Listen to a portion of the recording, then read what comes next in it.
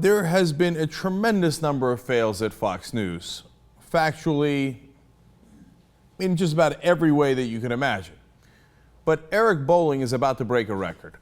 You're going to say, come on, that can't be true. All the ridiculous things they've said through all their years, how could he break the record?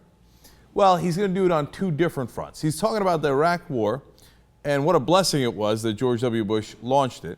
So you know it's going to be good. But in the middle, he mucks things up so badly it gets even better. Watch. Let's talk about what happened. Let's remember that Saddam Hussein aligned his troops. He took the border of Kuwait, and he was going to go into Kuwait. So it's not like this big speculation whether he's a bad guy or not. He was a bad guy. Then when we went in, go into Kuwait.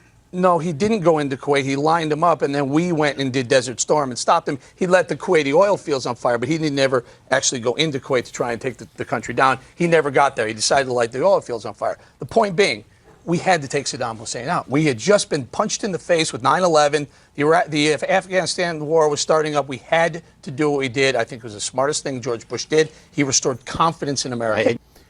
How in the world did the Iraq War, being the smartest thing George W. Bush did, come in third for dumbest things he said in that minute?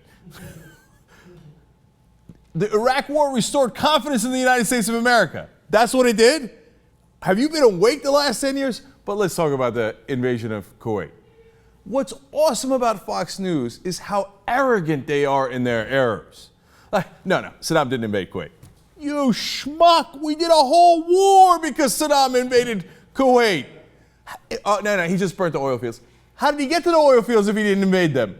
He occupied Kuwait for 7 months. He called it the 19th province of Iraq. How stupid are you? I mean, how embarrassing. Look, if you're a plumber and you forgot whether Saddam crossed the line in Kuwait or something, okay, fine.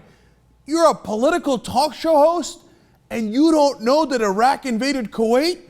And that, don't you remember George H.W. Bush on television saying the liberation of Kuwait has begun? And then his arrogance and his ignorance. No. He didn't do it. He lined up his troops on the border. I got this. Back off.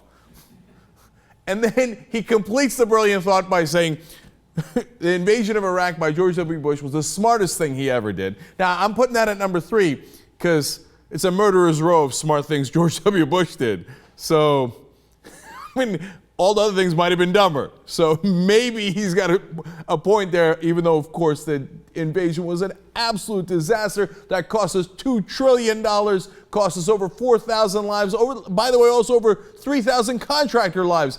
And of course, over 32,000 wounded, let alone the hundreds of thousands of Iraqi civilians killed. But apparently, it restored confidence for the United States of America. Yeah, the rest of the world loved this sport.